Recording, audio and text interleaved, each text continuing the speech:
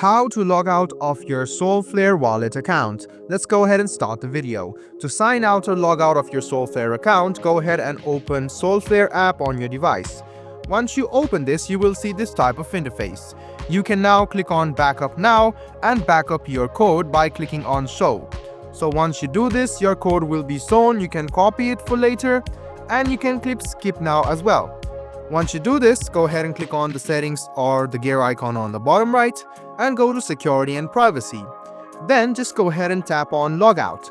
After you do this, you can click on the skip icon. So wait for the skip icon or else you can back up as well. So after you do this, just go ahead and tap on continue and you can just go ahead and click on I understand and tap on log out. Once you tap on logout, you can now see that you have been signed out of the Solflare Wallet account. I hope this video was helpful for you. Like the video, subscribe to the channel and do hit the bell button for more.